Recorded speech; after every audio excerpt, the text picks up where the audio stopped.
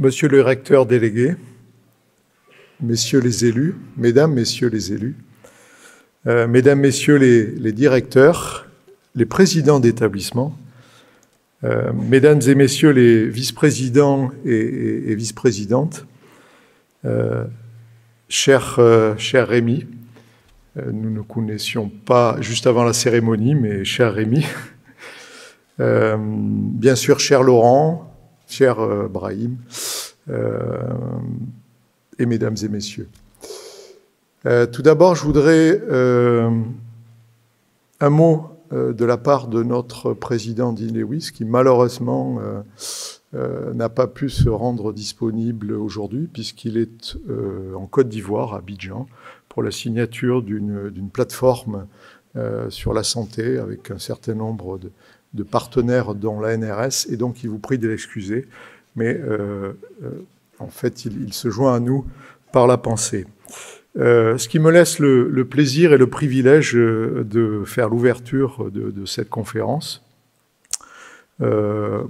Privilège d'ailleurs et l'honneur qui se matérialise aussi par une salle de l'Agora qui est comble, peut-être un peu fraîche, hein, désolé pour la température, mais nul doute que notre chaleur animale va réchauffer l'atmosphère. Je voudrais simplement remercier tout d'abord notre partenaire l'IOGS, via notamment le laboratoire LP2N, dont nous avons à trois la tutelle avec le CNRS, l'IOGS et l'UB, et par la voix de son directeur, Laurent Cognier, qui a disparu. Oui, il est là. Laurent Cognier, qui a été à l'origine de cette conférence, et bien sûr, je voudrais l'en remercier. Nous connaissons les liens qui vous unissent, hein, et au-delà de ce lien personnel, j'allais dire, le lien fort, cher Alain, vous permettez que je vous appelle cher Alain, je n'ai jamais dit un cher Alain à un cher à un prix Nobel, hein, donc c'est un privilège pour moi. Donc cher Alain, surtout le lien fort que vous avez avec la communauté bordelaise, un lien qui s'inscrit dans un cadre un petit peu plus global de la communauté scientifique et de la communauté physique nationale, et avec une filiation forte, puisque ça n'est pas le premier prix Nobel, hein, je rappelle le Nobel de Claude Cohen-Tanouji en 97, et donc une filiation très très forte. Ce n'est pas par hasard, bien sûr, que cette conférence s'inscrit dans la dynamique de notre communauté bordelaise, photonique, laser. On connaît évidemment vos attaches au sud-ouest, je n'épiloguerai pas là-dessus, on n'est pas très loin de vos terres natales, mais c'est vraiment ce lien scientifique qui est extrêmement important pour nous, avec une communauté, j'ai dit dynamique, hein, que l'on a vu notamment avec pas mal de succès au cours des 15 dernières années. Ce n'est qu'un marqueur, hein, mais notamment dans le cas du PIA, l'ABEX, Light, EUR, GPR plus récemment, et toute la partie innovation qui en découle, évidemment, on parle de seconde révolution quantique, avec toute la partie innovation, et je sais, cher Alain, que vous y êtes particulièrement attaché. Je n'avais que 2 minutes, donc je voudrais juste insister sur un point qui me tient à cœur en tant que chargé de mission en sciences et sociétés. C'est vos prises de position et vos interventions, notamment dans les médias ou dans certaines tribunes, pour insister sur le fait que, à l'heure actuelle, nous avons un enjeu qui est extrêmement important en termes de diffusion de la science. Diffusion de ce savoir-là et surtout de prise en compte par le public, par les jeunes, de ce qu'est vraiment la science. Et je sais que vous êtes extrêmement attachés à ces enjeux-là. J'en veux pour preuve d'ailleurs les difficultés qu'on peut avoir. Le sondage IFOP du 12 janvier, si je me souviens bien, où on apprend que finalement seulement 33% des jeunes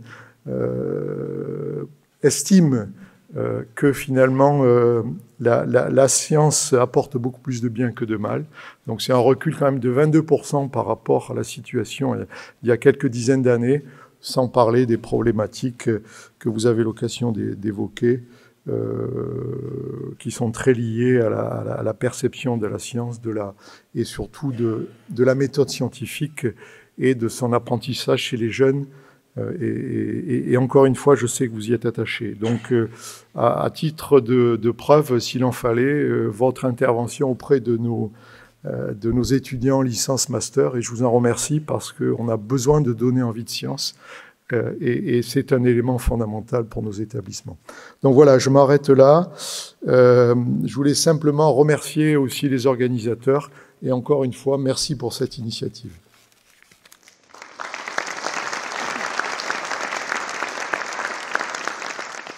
Cher Philippe, à mon tour de vous retourner le petit mot un peu sympathique et vous remercier aussi de votre accueil. Je voudrais commencer par remercier l'université d'avoir accueilli cet événement.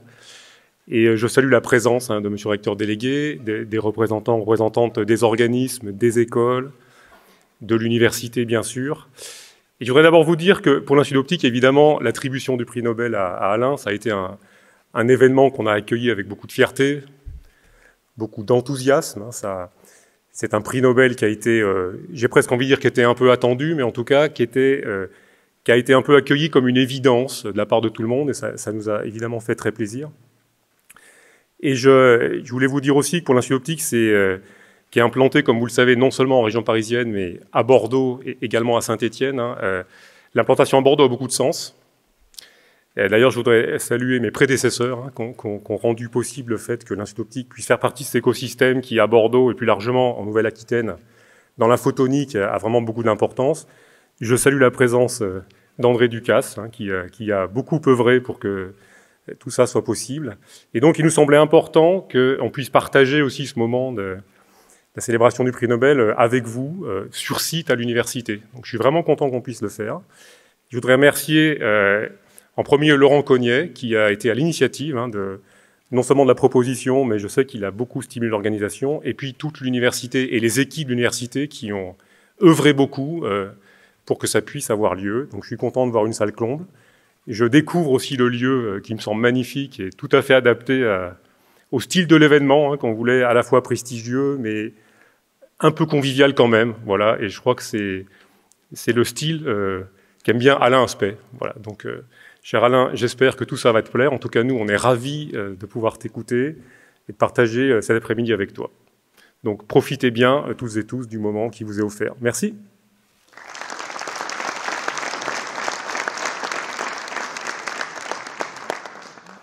Mesdames et messieurs les élus, mesdames et messieurs les vice-présidents, mesdames et messieurs les directeurs et les directrices, monsieur le chargé de mission, monsieur le président Tunon de Lara, monsieur le professeur Aspect, cher Alain, un haïku qui date du 19e siècle, je sais que tu les apprécies, rappelle que les lèvres refroidissent au vent d'automne lorsqu'il faut dire les choses.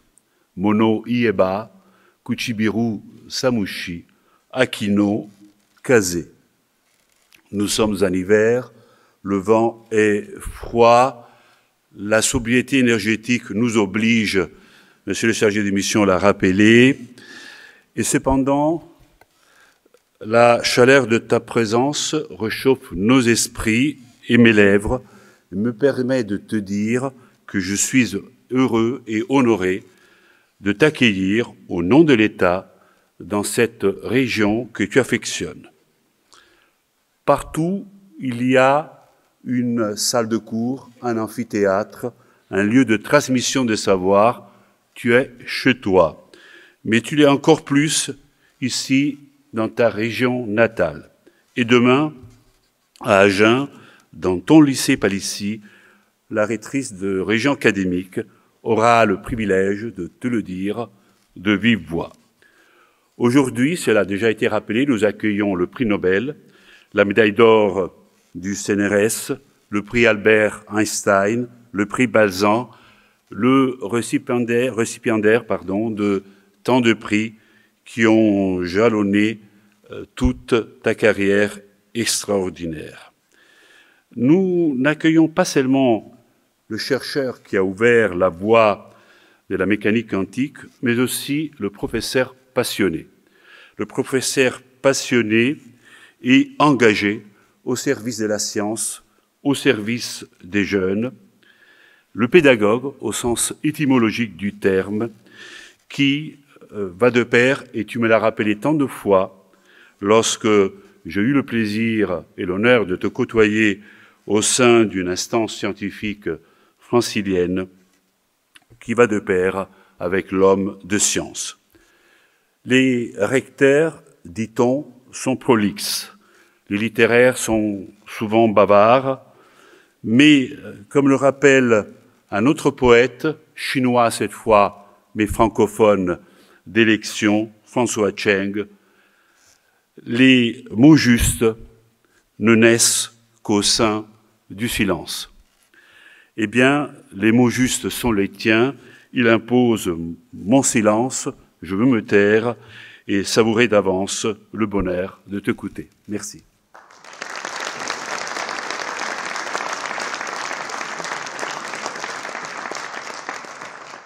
Mesdames et messieurs les élus, monsieur le recteur délégué, mesdames et messieurs les représentants des différentes institutions, des organismes, chers collègues, chères étudiantes et étudiants, chers amis, bonjour à tous.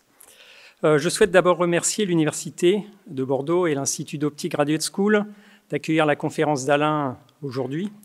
Merci Philippe et Rémi pour vos mots d'accueil. Merci monsieur le recteur délégué de votre introduction.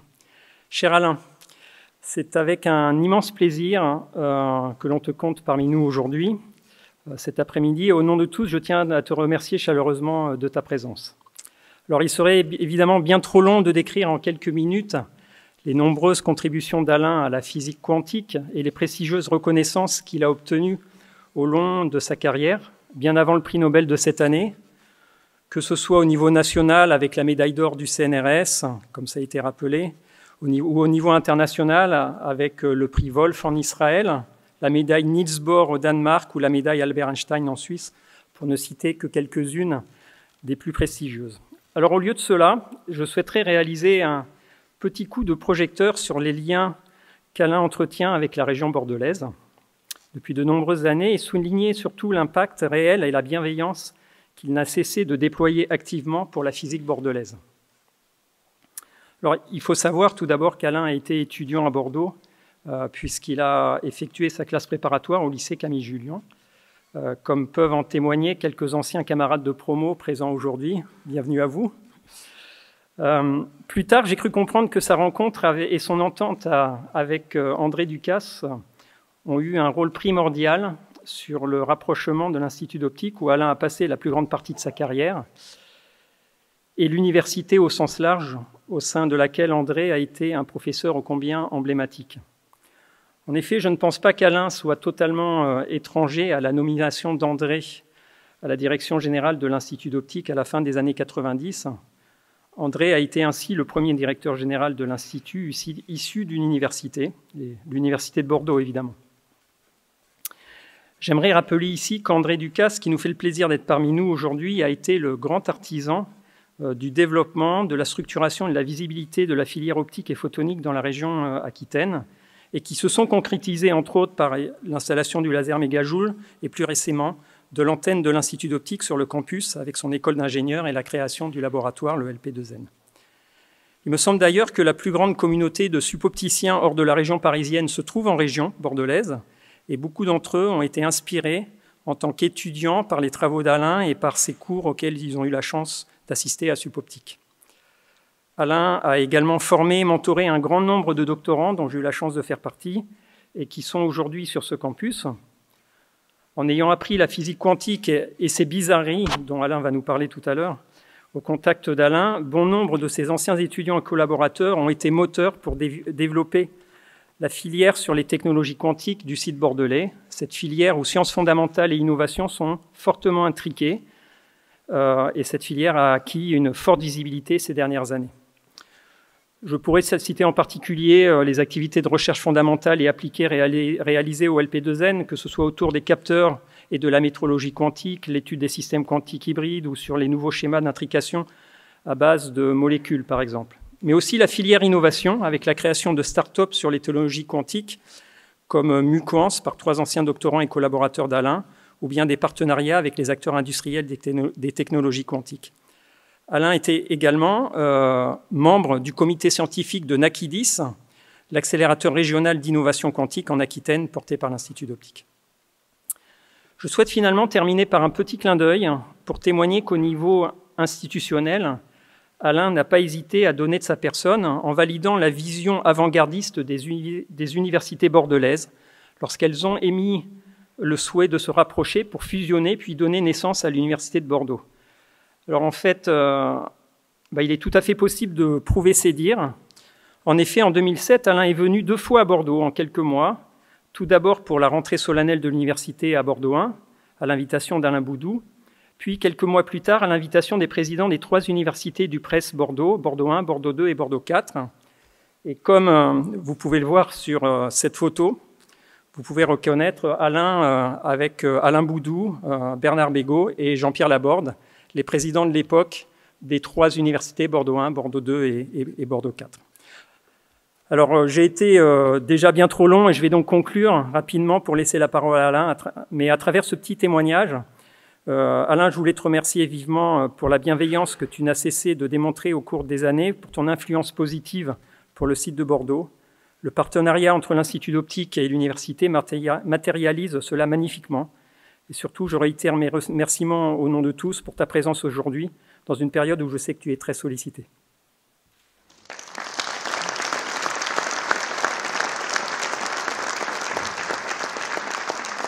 Bien, bonjour à tous. C'est un privilège, un honneur et un plaisir d'être là. Comme Laurent l'a rappelé, j'avais eu l'honneur d'être ici il y a bien longtemps pour la rentrée universitaire et j'avais déjà beaucoup apprécié à l'époque. Et aujourd'hui, je suis ravi donc de voir des étudiants, de voir les personnalités des universités et puis aussi, comme on l'a entendu, de voir quelques condisciples d'il y a 60 ans. Malheureusement. Alors, je ne vais pas faire des longs discours, d'abord parce qu'il y en a eu et que ce n'est pas ce que je fais le mieux. Je pense que ce que je fais le mieux, c'est d'expliquer la science.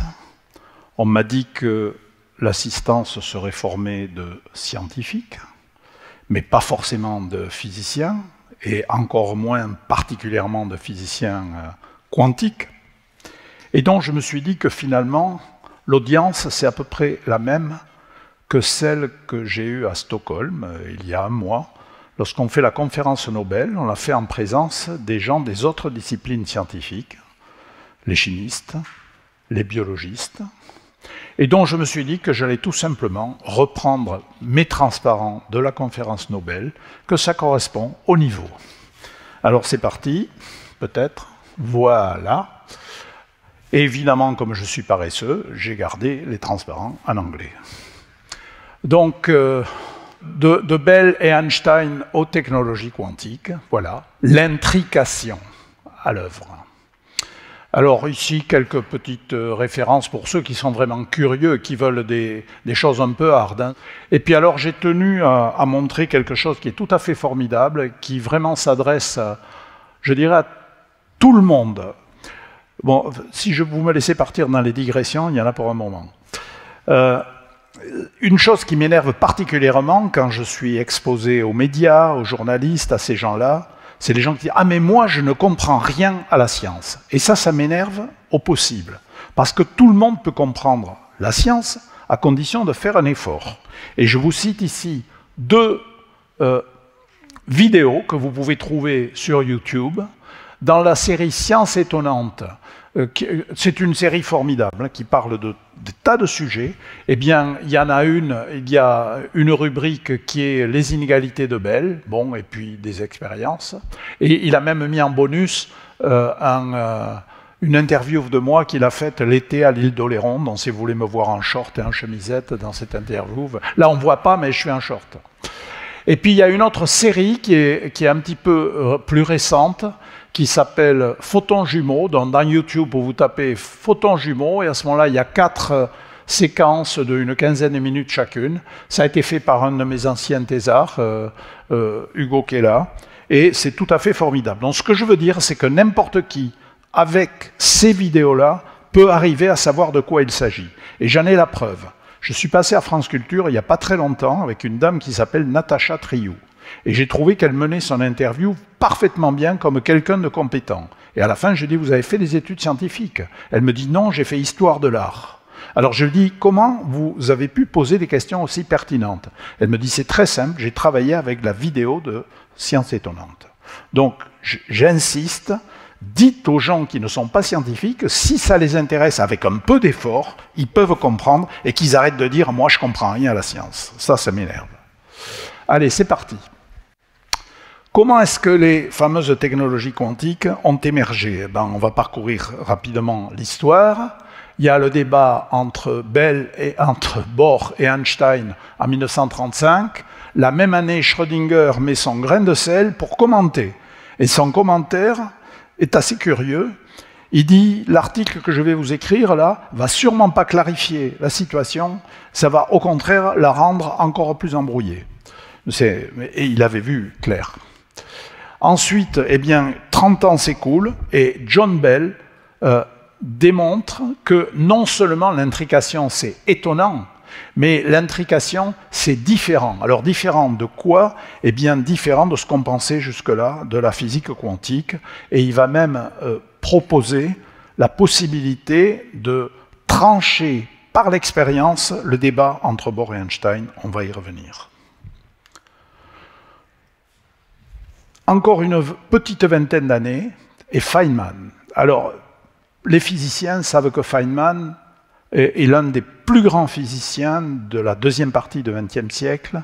Il a écrit un ouvrage qui fait absolument autorité, Lectures on Physics, dans les années 1960. Et en 1960, Feynman avait dit il y a un seul mystère quantique, c'est la dualité onde-particule. Et il y a des histoires avec le débat Einstein, Podolsky, Rosen, etc. En fait, c'est exactement la même chose. 1960. Et puis en 1980, Feynman écrit un article pour dire « Ah ben j'avais vraiment raté quelque chose ». Et non, l'intrication, c'est pas la même chose que la dualité de particules pour une particule, et en quelque sorte, il fait amende honorable. Bon, Feynman ne fait pas amende honorable trop fort, mais enfin quand même un peu quand on lit son article. Mais Feynman étant Feynman, à partir du moment où il a dit « Ah mais ce truc-là est nouveau et différent, on va en faire quelque chose », et il lance les premières idées d'ordinateur quantique. C'est assez formidable. Hop, non, ça c'est pas le bon bouton. Le bon bouton est là. Donc tout ça est à la base de beaucoup de technologies quantiques. Voilà. Et donc, on peut dire en un certain sens, on parle de seconde révolution quantique, pourquoi pas. Donc je vais commencer en vous parlant de l'expérience de pensée Einstein, Podolsky, Rosen, revue par David Bohm, et je vais vous montrer ce que sont ces fameuses corrélations à distance.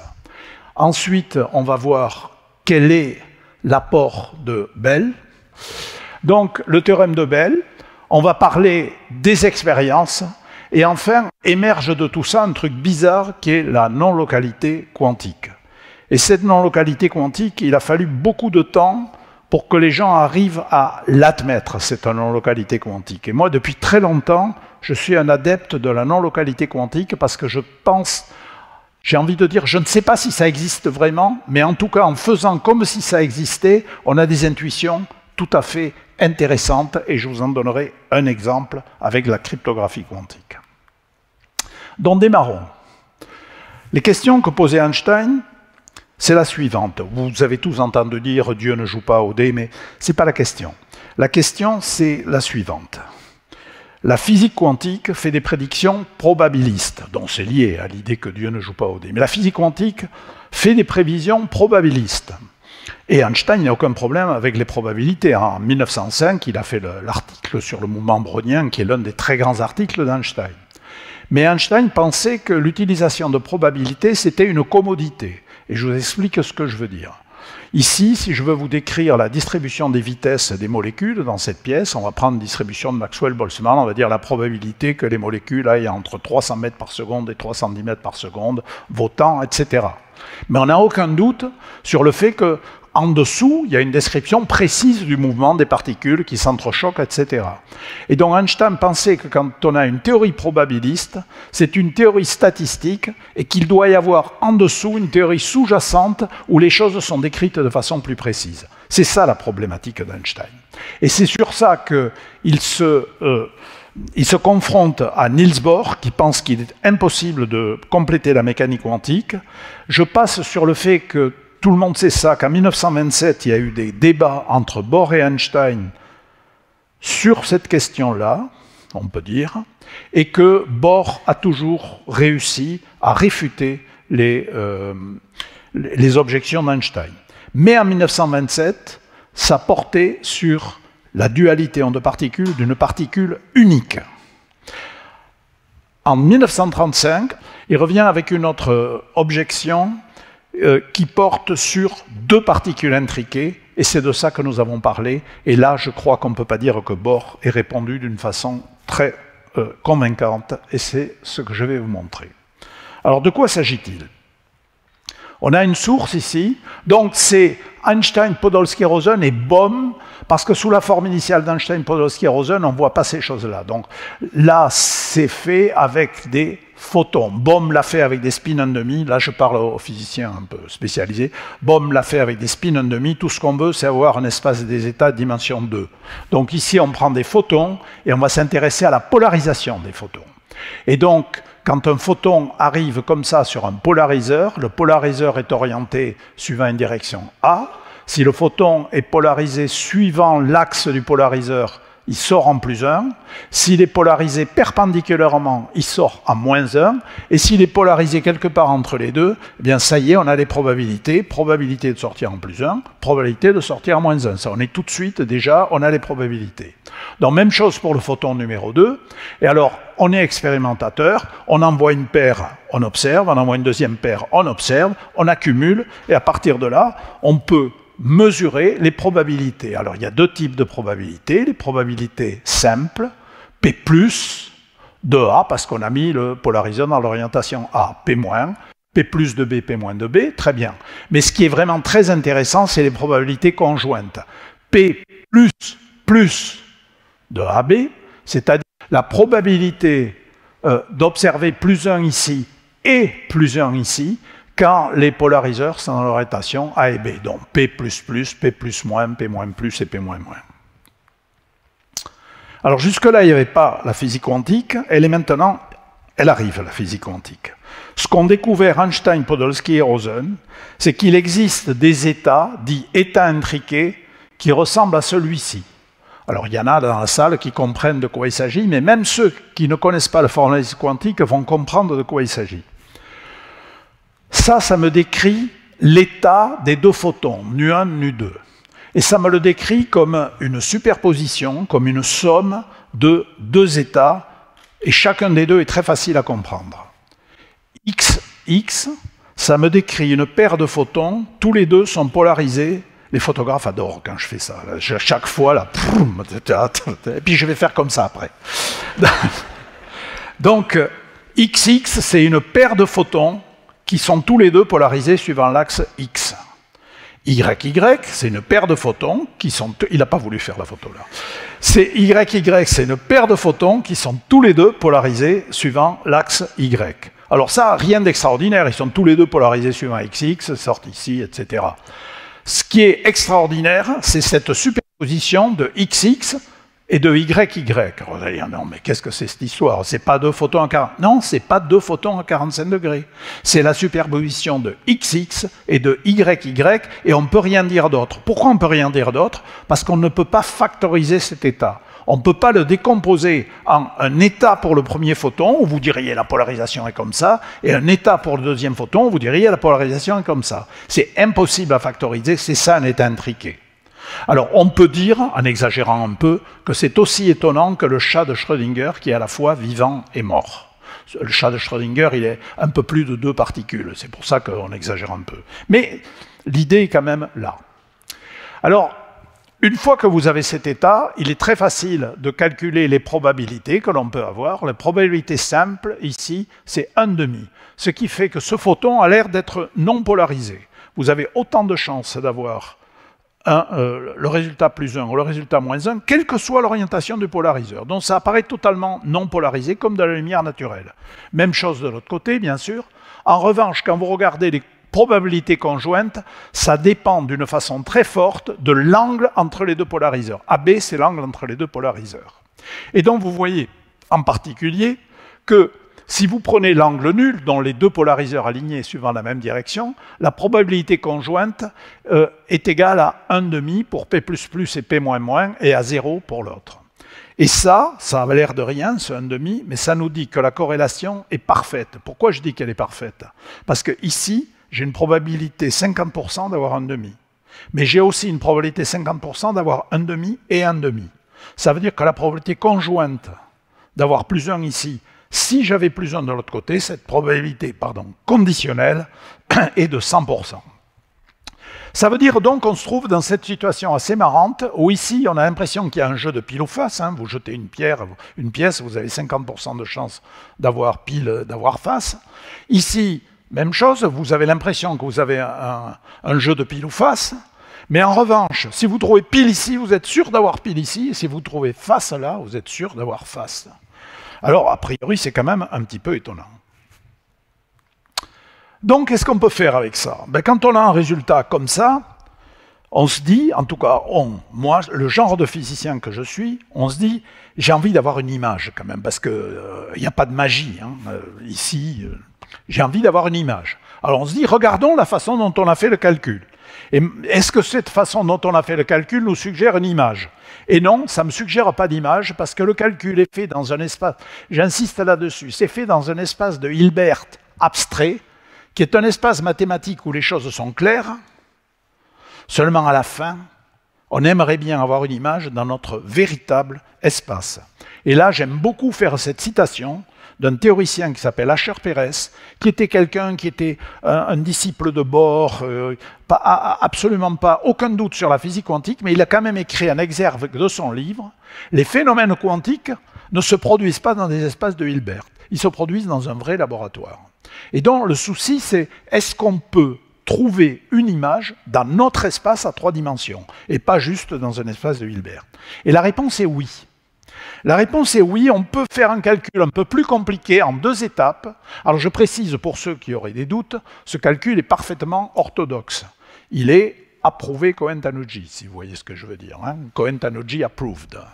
Donc ce calcul, on va le faire de la façon suivante. On va d'abord faire la mesure sur le premier photon. On peut imaginer que le premier photon est d'abord mesuré ici, et ensuite sur le deuxième. Et là, au moins, on va pouvoir décrire les choses dans notre espace. Alors, le résultat de la mesure, on sait que ça peut être soit +1, soit -1. +1 correspond à la polarisation X, -1 correspond à la polarisation Y. Et maintenant, qu'est-ce qui se passe? Eh bien, la Bible, dont le Cohen-Tanuji, Dieu et Laloué, me dit, après une mesure, j'ai le postulat de projection qui me dit le vecteur d'état initial, celui qui est là, on doit le projeter sur le sous-espace propre, je parle pour les étudiants là-bas, parce que les profs, ils ne se rappellent plus, sauf Brahim, bien sûr. Donc, on projette sur le sous-espace propre associé au résultat de mesure. Et quand on fait ça, donc voilà, on projette, et quand on fait ça, paf, les 2 photons deviennent XX. Et maintenant, c'est clair, il y en a un qui est... Alors, on l'a trouvé X, donc il est X, mais l'autre, il est X aussi. Mais ce qui est intéressant, c'est que si vous regardez ce qui se passe pour Y, eh bien c'est pareil, juste après la mesure, paf, vous avez les 2 photons qui sont comme ça. Bon, alors avant, là maintenant j'ai une image. Et donc cette image me permet effectivement de décrire ce que j'ai eu, puisque paf +1, paf +1, paf -1, paf -1. Donc ça y est, la corrélation, je l'ai décrite. Et il y a quand même un tout petit problème. Donc voilà, après on continue, on retrouve les résultats. Il y a quand même un petit problème. C'est que ce que je fais ici a l'air d'influencer instantanément ce qui est de l'autre côté. Et ça, c'était évidemment inacceptable pour Einstein. Donc là, ça coince. Et c'est là que Einstein dit « ça ne peut pas être comme ça ». Et alors, vous allez voir comment on va retrouver l'histoire de compléter la mécanique quantique, parce que, comme Einstein le fait remarquer, mais comme Bell va le développer 20 ans plus tard avec brio, au fond, quand on a deux événements à distance, deux mesures à distance, qui sont très corrélées sur deux objets qui ont été mis ensemble, eh bien, il y a une image très simple qui consiste à dire les deux objets, ils sont partis, ils portaient en eux la propriété qui fait qu'on a eu plus 1 et plus 1, ou la propriété qui fait qu'on a eu moins 1 et moins 1. Alors, en biologie, en médecine, c'est quelque chose dont on a l'habitude. Avant qu'on ait fait tant de prouesses sur les analyses génétiques, en observant les corrélations entre jumeaux, on avait conclu depuis longtemps que si deux jumeaux ont la même couleur d'yeux ou s'ils développent à un certain âge la même pathologie, c'est que cette couleur des yeux ou cette pathologie est liée au fait qu'ils ont les mêmes gènes, les mêmes chromosomes. Je parle de jumeaux brés, bien sûr.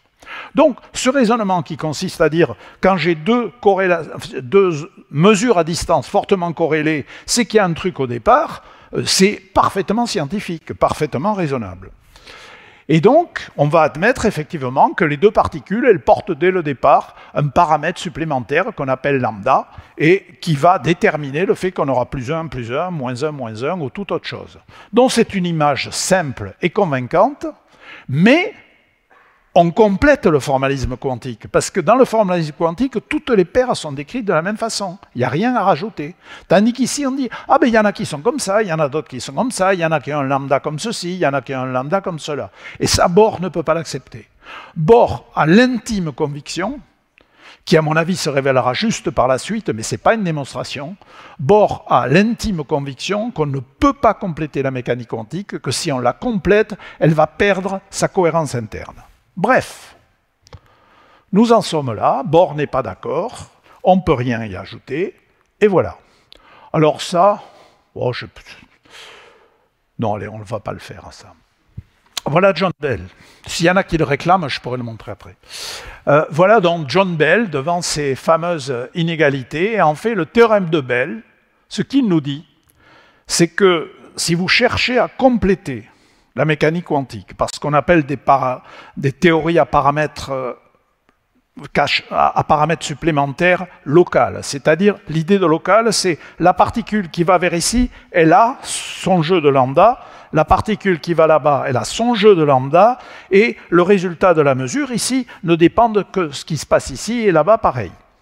Comme pour les jumeaux, quoi. S'il y en a qui sont en Australie et d'autres en Amérique, ben, la mesure en Australie, puis la mesure en Amérique, chaque chose est séparée. Et donc, ce que Bell nous démontre, c'est que toute théorie dans laquelle on essaie d'expliquer les corrélations avec une théorie locale à paramètres supplémentaires nous donne des contraintes, qu'on va appeler les inégalités de Bell. Or, il se trouve qu'il y a certains résultats quantiques qui vont au-delà de ces contraintes. Ça veut dire qu'il n'est pas possible de décrire les corrélations Einstein, Podolsky et Rosen par une théorie comme ça. Alors, je vous le fais rapidement. Ce que Bell démontre, c'est qu'il y a une quantité qui s'appelle S, qui est la combinaison de 4 coefficients de corrélation, dont on prend deux orientations ici, A et A', deux orientations là, B et B', et on fait les 4 corrélations possibles, AB, AB', A'B, A'B'. On combine tout ça, on touille, il y a une formule, un signe plus, un signe moins, et ce que Bell nous démontre, c'est que si ces quantités peuvent être calculées avec des théories locales à paramètres supplémentaires, eh bien cette quantité S ne peut pas être plus grande que 2, pas plus petite que moins 2. Or, la mécanique quantique me permet de calculer ce coefficient de corrélation.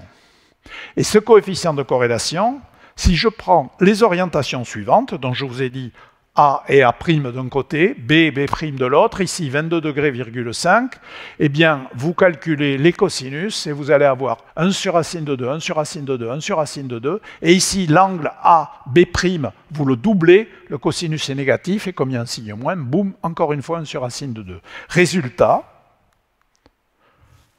la mécanique quantique vous dit que pour l'état Einstein, Podolsky, Rosen que j'ai décrit, et pour ce jeu d'angles qui sont là, la quantité S est égale à 2 racines de 2, ce qui est manifestement beaucoup plus grande que 2. Or, Bell nous dit que si on peut le décrire par des théories locales à paramètres supplémentaires, ça ne peut pas être plus grand que 2. Ça veut donc dire que ces théories doivent être rejetées.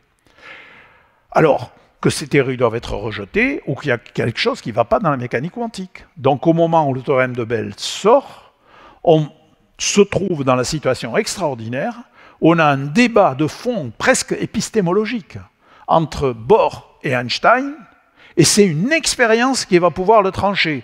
Pas du blabla pendant des milliers de pages entre des philosophes, excuse-moi Claudio, t'es un peu...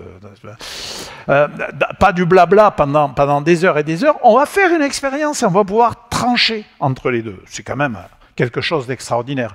Vous comprenez pourquoi le jeune étudiant que j'étais, le jour où il a lu le papier de Bell, il a dit c'est la chose la plus extraordinaire que j'ai jamais rencontrée dans ma vie. Donc voilà, qu'est-ce que je voulais? Ah oui, donc ça, bon, tout à l'heure si vous voulez, la démonstration des inégalités de Bell, elle n'est pas si difficile que ça. Alors, il faut voir que pour démontrer les inégalités de Bell, il faut faire une hypothèse qu'on appelle l'hypothèse de localité. Encore une fois, Bell a insisté sur la localité.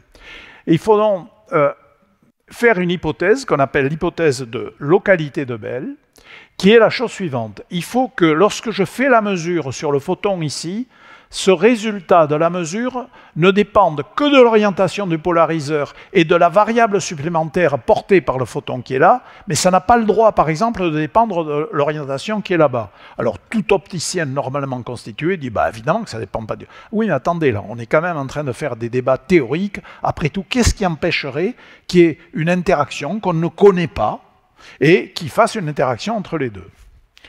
Donc, il faut avoir cette hypothèse de localité, puis il y en a une qui est encore plus forte, non, plus évidente, je veux dire, c'est qu'au moment où vous émettez la paire dans la source, donc vous décidez quelle est la valeur du lambda, vous avez une loi de probabilité, il ne faut pas que cette loi de probabilité dépende de l'orientation du polariseur qui est ici, de l'orientation du polariseur qui est là, qui va plus tard faire la mesure.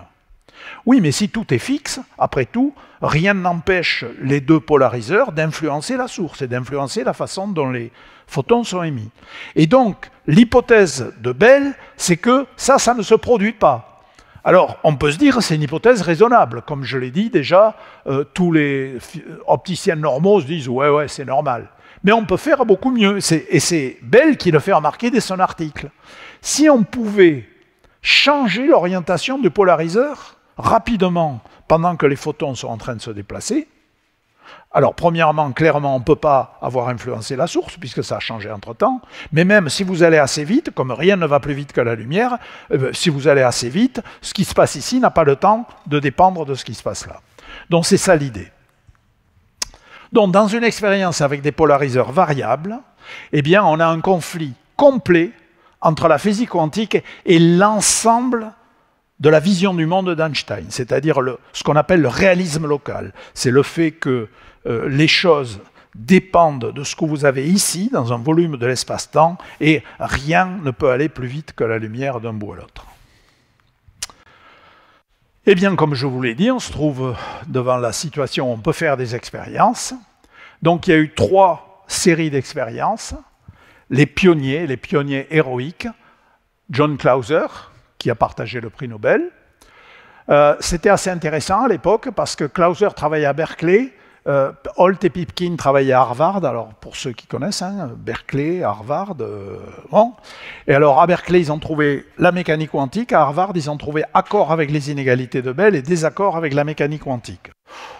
Bon, les choses il y a eu assez rapidement 1 ou 2 autres expériences. Clauser en a refait une autre, puis Fry au Texas. Ah oui, c'est marrant. Au Texas, au milieu, il a départagé entre Harvard et Berkeley. Bon, et donc, on a dit, ça penche plutôt pour la mécanique quantique, mais ces expériences étaient assez nettement différentes de ce que je vous ai décrit jusqu'ici, c'est-à-dire des schémas sur lesquels les théoriciens discutaient. Et c'est pour ça que je me suis embarqué en 1975 dans une série d'expériences dont le but était de se rapprocher de plus en plus de l'expérience idéale. Et donc, ça a consisté à fabriquer une source de paire de photons intriqués beaucoup plus efficace que les précédentes, et puis de faire des schémas, je vais vous en dire 2 mots. Et puis, donc ça, les résultats sont sortis en 81-82, j'ai défendu ma thèse en 83, et puis à partir de la fin des années 80, a démarré une nouvelle génération d'expériences avec des sources encore beaucoup plus efficaces que la mienne, je vous en dirai un mot tout à l'heure. Alors juste pour vous montrer, la source que j'ai montée à Orsay, c'était une vraie usine à gaz, c'est le cas de le dire. Il y avait plein de lasers qui tapaient sur des atomes, qui étaient dans une enceinte à vide, etc. Et une innovation à l'époque, il n'y avait pas grand monde qui avait fait ça à l'époque, j'arrivais à exciter mon atome, ça c'est pour les étudiants, j'arrivais à exciter mon atome directement avec une absorption à 2 photons, et à partir de là, l'atome n'avait pas le choix, tout ce qu'il pouvait faire, c'était émettre la paire de photons dont j'avais besoin, c'est-à-dire avec exactement l'état intriqué dont j'avais besoin. Du coup, j'avais une source formidable, et j'observais sans coïncidence par seconde. Alors ça ne vous impressionne pas beaucoup, mais j'espère que je vais vous impressionner dans 1 minute. Clauser, il lui fallait des jours et des semaines pour accumuler les résultats pour que ce soit statistiquement significatif. Quand vous avez 100 résultats par seconde, ça veut dire qu'en 100 secondes, vous en avez 10 puissance 4, et comme la fluctuation statistique, c'est la racine, vous avez 1% de précision après 100 secondes, moins de 2 minutes. Alors c'est pas pareil de l'avoir après 2 minutes ou après 2 jours. Parce que maintenir des manips opérationnelles pendant 2 jours, c'est pas facile. Donc, j'ai fait une première expérience qui ressemblait beaucoup à l'expérience de Clauser, et donc on a confirmé, c'est bien la mécanique quantique. À Harvard, ils avaient fait une erreur, on ne sait pas pourquoi, enfin on sait un peu pourquoi, mais voilà. Et puis, première expérience nouvelle qui se rapproche du schéma idéal, dans les expériences précédentes, en fait, je vous ai raconté que les polariseurs, il y a 2 sorties. Mais en fait, dans les expériences précédentes, ils avaient des polariseurs un peu particuliers où il y avait une seule sortie. Alors là, vous êtes obligé de faire un peu les pieds au mur si vous allez voir vos amis théoriciens. Alors j'aime bien taquiner les gens, il y a des théoriciens là. Alors vous allez voir un théoricien, vous lui dites, tu sais, mon polariseur, j'ai la voie +1, mais j'ai pas la voie -1. Qu'est-ce que je peux faire? Alors le théoricien dit, ben, c'est pas difficile, si tu n'observes rien, c'est le résultat -1. Alors, c'est un peu plus compliqué que ça, mais en faisant des calibrations supplémentaires, etc., on peut s'en tirer. Néanmoins, ça oblige à faire des tas d'hypothèses supplémentaires, dont l'idéal serait d'avoir des vrais polariseurs à 2 voies, qui donnent le résultat +1 -1. Et là, je peux le dire aujourd'hui, c'était il y a longtemps, en corrompant un peu un ami qui était dans le laboratoire Philips à Eindhoven, corrompu par quelques bouteilles de vin de Bordeaux peut-être d'ailleurs, j'ai réussi à me faire fabriquer, à l'époque on ne pouvait pas trouver ça dans le commerce, j'ai réussi à me faire fabriquer des polariseurs à 2 voies, et ça a été une manip fantastique. Alors, je passe un tout petit peu sur les détails. Je dis quand même pour les étudiants qui écoutent que le gros avantage, c'est que c'est une expérience auto-calibrée, c'est-à-dire à un seul run de 100 secondes, vous mesurez les 4 taux, N++, N-, etc. Et le coefficient de corrélation, vous le normalisez par la somme de ces 4. Donc il n'y a pas besoin de calibration annexe. Vous faites un truc, boum, et ça y est, vous avez le résultat. Après, vous changez les orientations, boum, vous avez l'autre résultat. Donc ça c'est fantastique, et regardez le résultat. La quantité S, en fonction de l'angle, etc., on viole ici les inégalités de Bell par 40 écarts-types. L'écart-type, hein, c'est la barre d'incertitude, si vous voulez. Alors on viole par 40 écarts-types. Pour vous donner une idée, au CERN à Genève, ils observent une courbe qui est plate, et puis il y a une petite bosse. Quand la bosse est à 3 écarts-types, il laisse fuir dans la presse l'information que peut-être il y a quelque chose. Et à 5 écarts-types, on publie. Alors quand vous en avez 40, vous êtes tranquille. Hein. Donc c'est une manip absolument extraordinaire qui a été faite avec Philippe Grangier. C'était la thèse de 3e cycle de Philippe Grangier. Et donc une violation. Et un accord absolument parfait avec les prédictions quantiques. Philippe Grangier, s'il était là, vous raconterait que cette courbe avait été tracée d'avance et que les points s'alignaient magnifiquement sur la courbe au fur et à mesure qu'on faisait les manips. Bon. Restait à faire à l'expérience où on veut tourner les polariseurs pendant le temps de vol des photons. Alors, Le polariseur, en fait, il y a un cube, il y a un photomultiplicateur, un autre photomultiplicateur. Un photomultiplicateur, ça a des écrans en plomb, en cuivre, il y a plein d'écrans, il faut éliminer les rayons cosmiques, etc. Ça pèse une bonne dizaine, une bonne quinzaine de kilos, donc vous en avez deux. On ne va pas tourner ça en quelques nanosecondes. Donc, le truc a consisté à fabriquer un aiguillage qui est capable soit d'envoyer la lumière, soit de laisser passer la lumière, soit de la renvoyer sur le côté, sur un deuxième polariseur qui est orienté suivant A'. Et si cet aiguillage est assez rapide, eh bien c'est équivalent à un seul polariseur qui passe de A à A', qui revient de A' à A, etc. Même chose de l'autre côté. Alors l'expérience, voilà, ça on l'a construit nous-mêmes parce qu'il n'y a aucun industriel qui a été capable de le faire, donc finalement on l'a construit nous-mêmes, ça a marché.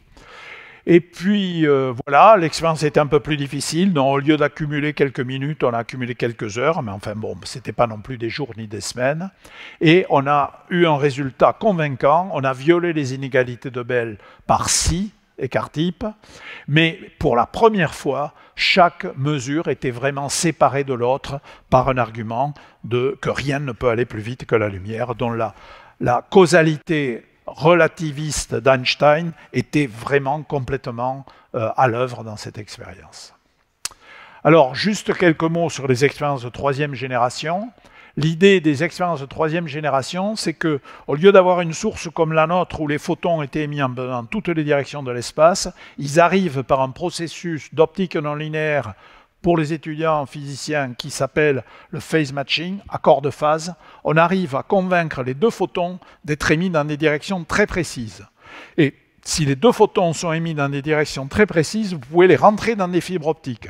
Et à ce moment-là, vous pouvez tirer votre fibre optique sur des centaines de mètres. Ou vous pouvez même faire comme Nicolas Gisin, qui, lui, utilise la nuit, pendant que les Suisses dorment, il utilise la nuit le réseau commercial de Swiss Telecom et il montre que l'intrication existe encore à 30 km, 40 km, etc. Et Anton Zeilinger, lui, à Innsbruck, il a tiré ses fibres, je ne sais plus où, dans des tunnels de l'aéroport. Et ce que Zeilinger a fait, que n'a pas fait Gisin, je pense que c'est une des raisons pour lesquelles c'est Zeilinger qui a partagé le prix Nobel, c'est qu'il a recommencer l'expérience dans laquelle on change les orientations des polariseurs avec un générateur de nombres aléatoires qui choisit de façon aléatoire pendant le temps de vol des photons. Moi, j'allais à toute vitesse comme un fou, mais j'étais pas vraiment aléatoire. Tandis que Zeilinger, il a un générateur de nombres aléatoires. Il a le temps de tirer, de lancer un dé, si vous voulez. Bon, voilà. Alors, depuis, vous avez peut-être lu dans la littérature, il y a des tas de discussions avec des échappatoires. Alors, il y a des échappatoires, on ferme les échappatoires les unes après les autres. Bon, bref, on est convaincu aujourd'hui que toutes les échappatoires ont été fermées. Pour ceux qui sont curieux, les physiciens qui sont curieux, j'ai publié une espèce de revue de ça en 2015. Vous le trouvez facilement sur Internet. Venons-en à la conclusion. Ce n'est pas la conclusion de la conférence, c'est la conclusion de ces expériences. Excusez-moi, j'ai encore quelques petits trucs à vous dire. Conclusion de ces expériences, la vision réaliste locale du monde d'Einstein doit être abandonnée. Et ça, c'est quand même assez fort. Et alors, qu'est-ce qu'on peut en tirer comme conclusion? Eh bien, ça va peut-être vous étonner, mais Einstein lui-même nous avait dit quelle conclusion on peut en tirer. Alors là, vous êtes surpris. Vous dites, quoi, Einstein, il ne croyait pas à ce qu'il disait? Mais si, il faisait un raisonnement par l'absurde. Il disait, si ma vision du monde n'était pas correcte, voilà ce que vous devriez avaler. Sous-entendu, c'est tellement incroyable que forcément j'ai raison. Alors voilà ce qu'Einstein nous a écrit. Il a écrit que si effectivement sa vision n'était pas correcte, il faudrait soit laisser tomber l'indépendance des réalités physiques présentes en différents volumes de l'espace, donc la réalité physique d'ici et la réalité physique de là, on se dit elles sont indépendantes, quoi. Tout ce qu'il y a ici, ça fait un tout, tout ce qu'il y a là, ça fait un tout. Eh bien, on doit abandonner ça, ou bien, dit Einstein même, on peut accepter, on devrait accepter que la mesure que vous faites ici change instantanément l'état de l'autre qui est là-bas. Et ça, c'est ce que je vous ai décrit quand je vous ai dit une image tirée de la mécanique quantique. C'est ce qu'on appelle la non-localité quantique. Eh bien, aujourd'hui, on l'a, la non-localité quantique, puisque les inégalités de Bell sont violées même quand on tourne les trucs. Alors, il y a une autre façon de voir ces choses-là, en particulier qui est une façon, mais qui est équivalente. Ça consiste à dire que les propriétés d'une paire d'objets, c'est plus que la somme des propriétés du premier et de la somme et des propriétés du second. Il y a plus dans l'ensemble que dans tout ce que vous pouvez dire sur le premier et tout ce que vous pouvez dire sur le second. Et ça va être très important pour l'ordinateur quantique. Alors, donc, eh bien maintenant, on en vient à les technologies quantiques, que je vais prendre d'abord par un tout petit bout de la lorgnette en vous montrant comment cette image de non-localité, cette idée de non-localité, moi je trouve qu'elle est formidablement inspirante et fructueuse. Et je vais vous montrer un exemple. Il s'agit du fameux duo Alice et Bob. En fait, c'est un trio parce qu'il y a aussi Eve. Alors pourquoi Eve? Parce qu'en anglais, espion, ça se dit eavesdropper, celui qui se penche pour écouter aux fenêtres. Donc, je dis ça parce que sinon les féministes croient qu'on en veut à Ève. Donc c'est pour ça que je lui mets une moustache. Un mauvais gars, il a forcément une moustache.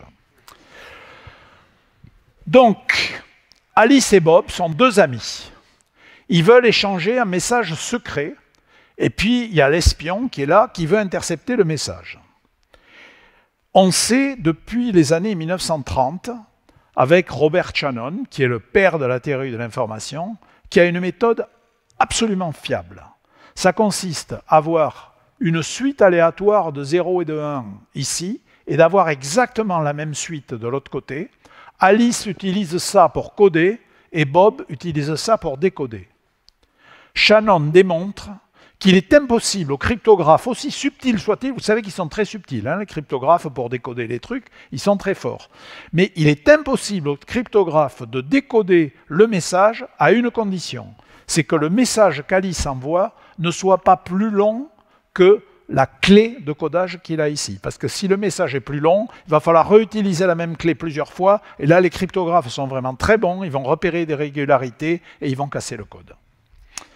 Donc, on s'aperçoit que finalement, le problème se résume à la possibilité d'envoyer à Alice et Bob une série de nombres aléatoires qui est la même pour les deux et que l'espion, dont l'espion ne peut pas faire une troisième copie.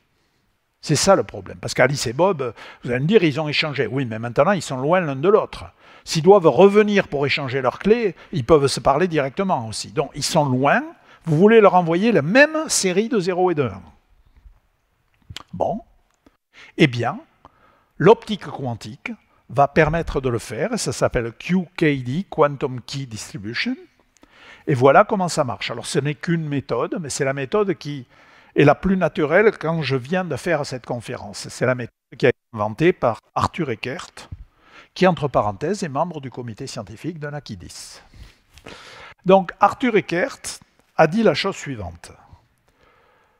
Si vous avez une paire de photons intriqués, alors là, c'est avec la source moderne, hein, qu'on peut mettre dans des fibres optiques. Vous avez une paire de photons intriqués. Vous savez ce que je vous ai raconté? Je vous ai dit, si les deux polariseurs sont parallèles l'un à l'autre, jusqu'au dernier moment, je peux avoir plus 1 ou moins 1. Jusqu'au dernier moment, je peux avoir plus 1 ou moins 1. Mais si j'ai plus 1 ici, j'ai plus 1 là. Et si j'ai moins 1 ici, j'ai moins 1 là. C'est exactement ce qu'on veut. J'ai une suite aléatoire de 1 et de 0. Et j'ai exactement la même de l'autre côté. Bon, alors l'espion. Eh bien, à cause de la non-localité, il n'y a rien à espionner. Je vous rappelle que si vous m'avez écouté, je vous ai expliqué que jusqu'au dernier moment, on ne sait pas si ça va être plus 1 ou moins 1. C'est au moment où la mesure se fait ici que, paf, l'autre prend la même valeur. Donc, il n'y a rien à espionner au milieu. On est encore dans un état où il n'y a rien à espionner. Alors vous allez me dire, oui, mais s'il est très fort, l'espion, il fait la mesure et... Oui, alors là, c'est pas difficile. Si l'espion est très fort, fait la mesure et renvoie un photon avec la polarisation qu'il a trouvée, maintenant, on n'a plus un état intriqué. On a un état qui a une valeur bien déterminée. dont le paramètre supplémentaire, il est devenu réalité, et dont il suffit que Alice et Bob, de temps en temps, fassent un test des inégalités de Bell pour savoir s'il y a un risque qu'il y ait un espion ou s'il n'y a pas de risque. S'ils font un test des inégalités de Bell et qu'ils violent les inégalités de Bell, ils savent qu'il n'y a pas d'espion sur la ligne. Oui, c'est très fort. Alors, attention, hein, les raisonnements dans la réalité sont beaucoup plus compliqués que ça parce qu'il faut prendre en compte le fait qu'il y a du bruit, que les rendements des... Mais l'idée est là. Ce que je veux vous montrer, c'est que l'idée de la non-localité vous dit instantanément pourquoi il y a un problème pour l'espion. C'est parce que ça va se passer plus tard. Voilà. Alors je pourrais vous parler de téléportation quantique, etc. Mais donc voilà, c'est ce que je vous ai expliqué. Il n'y a rien à espionner sur les photons qui se déplacent. Voilà. Alors, nos amis chinois, Jian Weipan, eh bien, a démontré la possibilité de faire ça à partir d'un satellite, hein, à 1200 km de distance. C'est impressionnant. Alors l'Agence spatiale européenne essaye de faire quelque chose d'analogue. On espère qu'ils vont réussir. Bon, quelques mots sur les technologies quantiques de façon un tout petit peu plus générale. Donc, qu'est-ce que je vous raconte ici? Les images, la non-localité nous donne des intuitions quantiques pour les technologies quantiques, et il y en a un certain nombre. L'intrication est à la base de la seconde révolution quantique, mais ce n'est pas le seul ingrédient. Parce que là, j'ai parlé que de ça jusqu'ici, mais en fait, de façon implicite, il y avait un deuxième ingrédient qui est tout aussi révolutionnaire, surtout pour les gens de mon âge. Parce que ça n'existait pas quand j'étais étudiant. C'est le fait qu'on est devenu, à partir des années 1970, les physiciens sont devenus capables d'observer et de manipuler des objets quantiques uniques. Jusqu'à cette époque-là, les physiciens utilisaient la physique quantique pour des grands ensembles. Vous avez une vapeur atomique, il y a des milliards de milliards d'atomes là-dedans, vous faites un calcul statistique, où, après tout, ça ne vous dérange pas de faire des prévisions probabilistes, de toute façon vous avez tellement d'objets là-dedans que ça ne dérange personne. Et il y a même des physiciens aussi brillants que Schrödinger qui ont écrit que jamais on arriverait à observer un objet quantique individuel. Eh bien, à partir des années 70, on est devenu capable d'observer et de manipuler un atome unique, un électron unique, fabriquer des photons uniques, etc. Et observer des phénomènes étranges comme les sauts quantiques. Alors tout ça, c'est des objets quantiques uniques naturels, mais bon, ça, c'est des photons uniques de Serge Haroche, hein, dans sa boîte à photons, ici. Mais aujourd'hui, il y a une course pour essayer de faire des objets quantiques uniques artificiels. Par exemple, avec les circuits supraconducteurs, avec les méthodes de la microélectronique. Alors pourquoi c'est important? Parce que si on y arrive, à ce moment-là, on a toute la puissance des nanotechnologies qui est là. Au lieu d'en faire un, vous pouvez en faire 1 million, 1 milliard. Donc ça, c'est l'état de l'art. Hein. L'état de l'art, c'est qu'on essaie de faire des objets quantiques artificiels.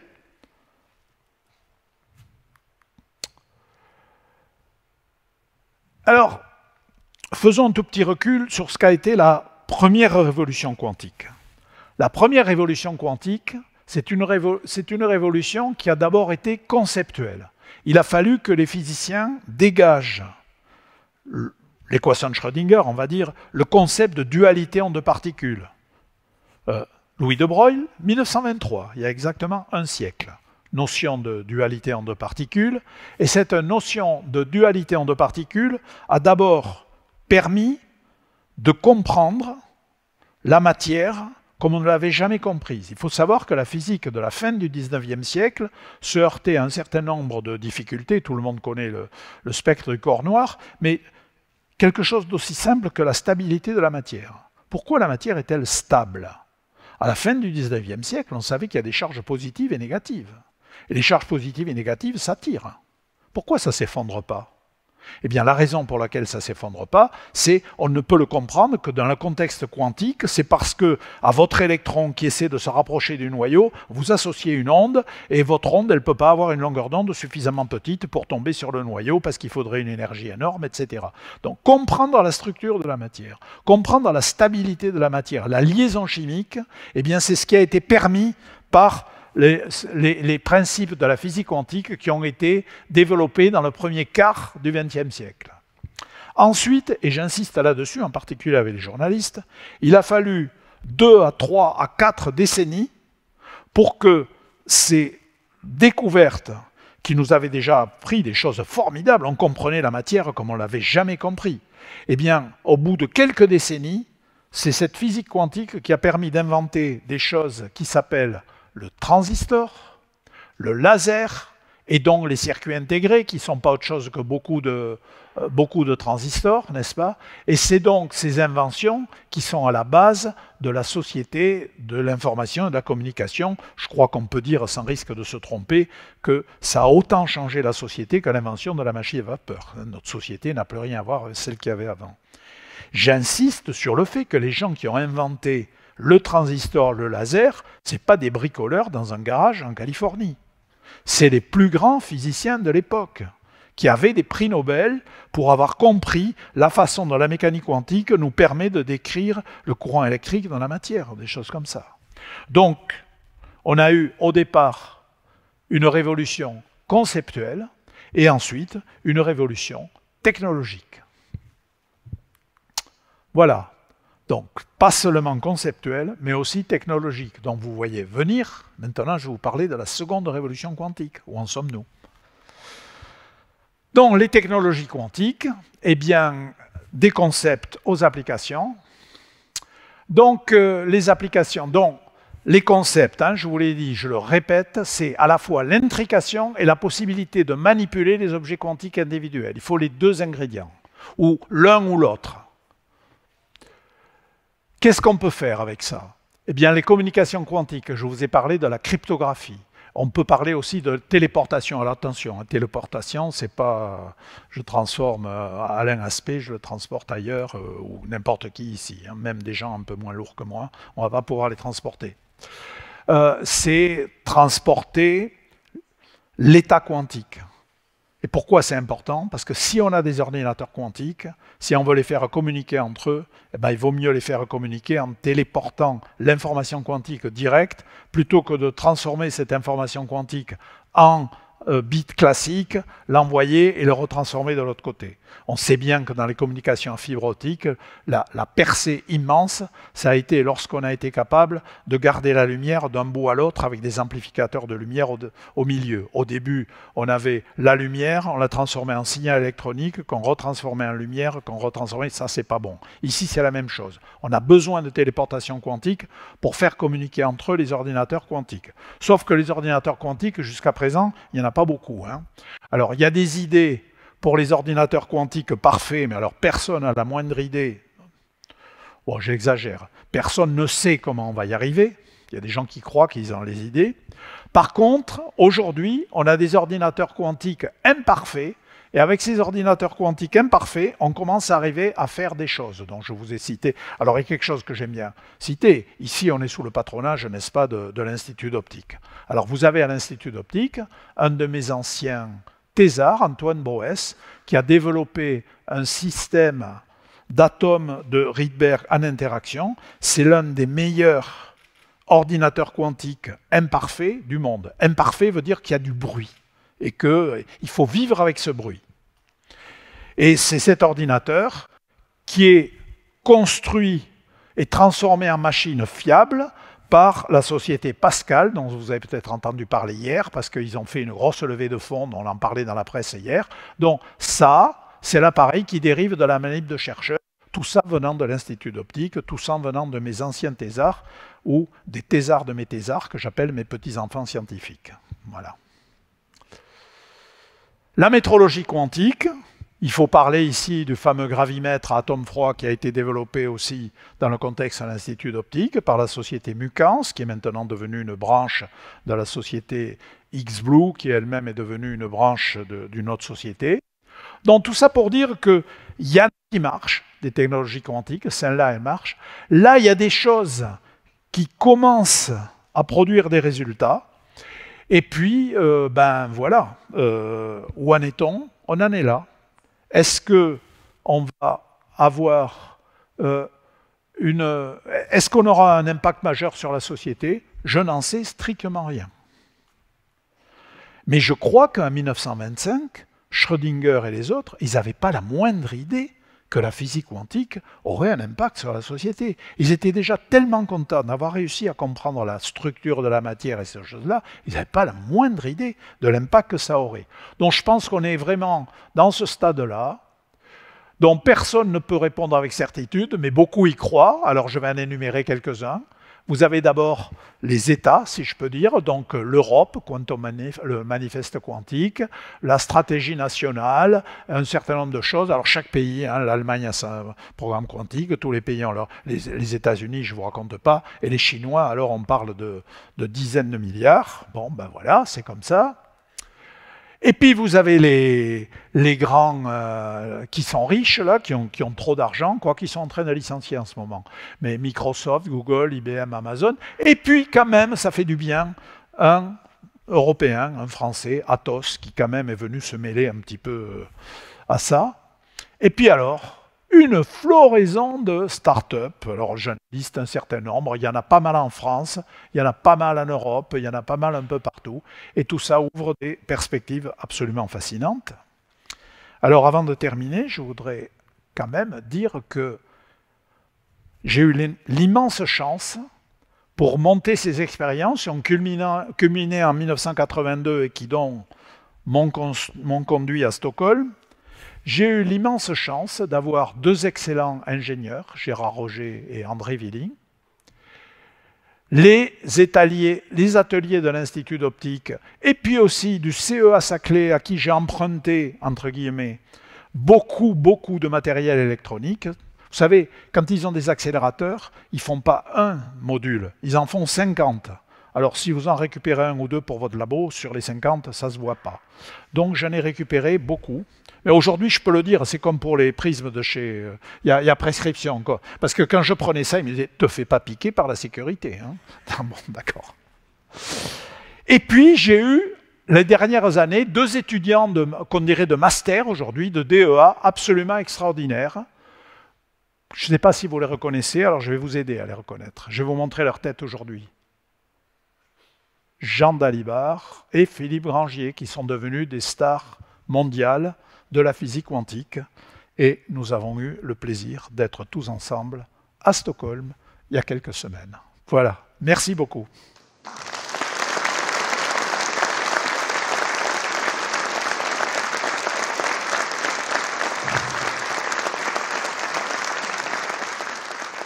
Alors Brahim, c'est pas tout à fait mon fils ni mon petit-fils, c'est mon neveu, on va dire. Parce qu'il était à côté de mes thésards à l'école normale. Il faisait sa thèse à côté des miennes, d'accord? Bon. Donc je t'adopte comme un neveu. Merci Alain. Donc je voudrais vraiment te remercier de nous avoir fait l'honneur d'être ici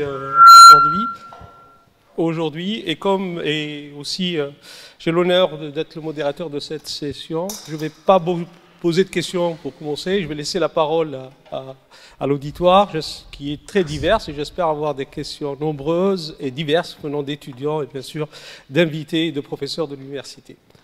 Il faut qu'il y en ait qui se lancent là. Hein. Alors, il y en a une première question ici. Formidable. Vous lui donnez un micro? Garde mon micro. Je vous écoute. Bonjour, on m'entend? Alors merci pour cette superbe conférence. Alors je suis maître de conférence en informatique, donc pas physicien, donc je suis très intéressé par ces aspects de physique. Et je voudrais reprendre un point et poser une question sur les inégalités de Bell que j'ai découvert via des collègues plutôt sur la théorie de l'information et aussi par les vidéos de Sciences étonnantes de David Loab, excellente vidéo que vous avez citée.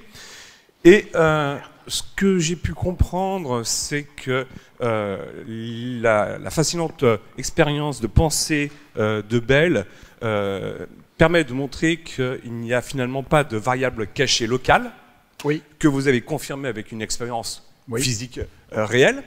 Mais il termine sa vidéo en précisant que, en aucun cas, on ne peut évacuer l'existence de variables cachées globales.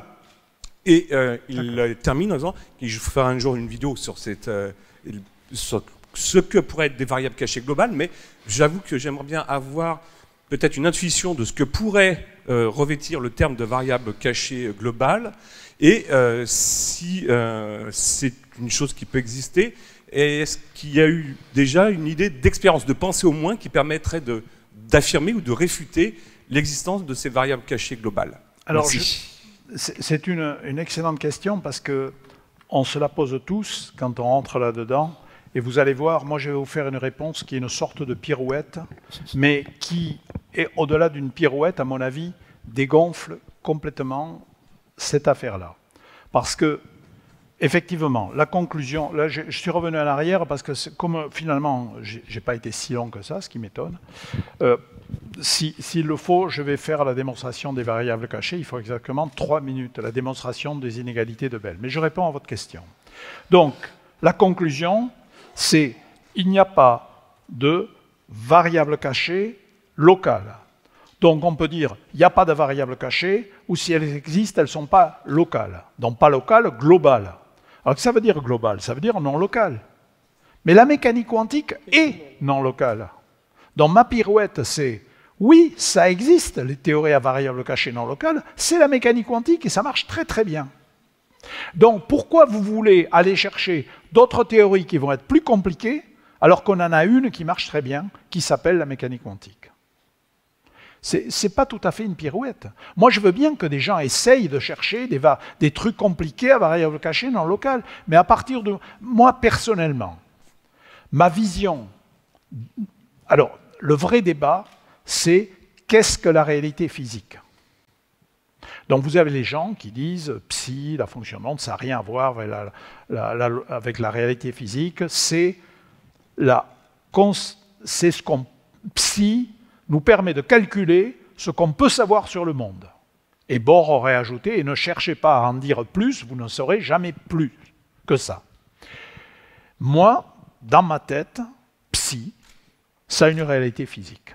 Je sais que cette réalité physique, elle est un peu bizarre, mais ça a une réalité physique. Et celle-là, elle est non locale. Alors, pourquoi est-ce qu'on n'a pas de conflit majeur avec la relativité? On n'a pas de conflit majeur avec la relativité parce qu'il est assez facile de démontrer que cette non-localité quantique, on ne peut pas l'utiliser pour transmettre un signal utilisable plus vite que la lumière. Alors, qu'est-ce que c'est un signal utilisable? C'est j'appuie sur un bouton, il y a une lampe qui s'allume là-bas, ou tout autre phénomène qui se passe, bombe atomique qui explose, etc. Et la raison profonde, et c'est ça que je trouve absolument merveilleux, la raison profonde pour laquelle on ne peut pas transmettre un signal utilisable plus vite que la lumière, c'est que quand je fais ma première mesure ici, le plus 1 ou moins 1, c'est totalement aléatoire. C'est ce qu'on appelle l'aléatoire quantique. C'est-à-dire, personne ne peut dire d'avance si on va avoir plus 1 ou moins 1. Car si on pouvait le dire d'avance, ou si on pouvait forcer, on va dire, tiens, le prochain photon, on va le forcer à sortir en plus 1, alors on pourrait transmettre un signal plus vite que la lumière. Donc, cette compatibilité avec la relativité opérationnelle résulte en fait de l'indéterminisme quantique fondamental. Et au passage, puisque vous êtes informaticien, il y a une conséquence extrêmement intéressante. Et ça, c'est dans mes MOOC, vous pouvez aller regarder. Le meilleur générateur de nombres aléatoires du monde, qu'est-ce que c'est? C'est un photon qui arrive sur une lame semi-réfléchissante. Il va soit d'un côté, vous dites plus 1, de l'autre côté, vous dites moins 1. Et pourquoi je dis que c'est le meilleur du monde? Parce que si vous réfléchissez, vous dites, c'est quoi un générateur de nombres aléatoires idéal? Il me semble qu'il y a une définition sur laquelle on va pouvoir tomber d'accord. C'est un générateur de nombres aléatoires dont même l'ingénieur qui l'a fabriqué ne sait pas quel est le prochain résultat qui va sortir. D'accord? Si même l'ingénieur qui l'a fabriqué ne peut pas dire ce qui va sortir, Bon, c'est vraiment aléatoire. Eh bien, un photon qui arrive sur une lampe semi-réfléchissante, personne ne peut dire s'il va aller d'un côté ou de l'autre. Comment je le sais? Parce que si quelqu'un pouvait le dire, il y aurait des variables cachées. Donc, en fait, le meilleur générateur de nombres aléatoires du monde, ce sont des paires intriquées.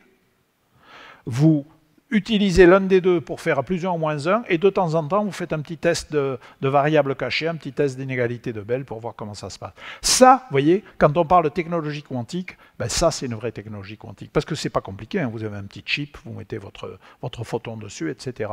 Donc, si vous voulez être certain que vous avez un générateur de nombres aléatoires absolu, à mon avis, ça, vous allez le trouver dans vos ordinateurs, il n'y en a pas pour longtemps.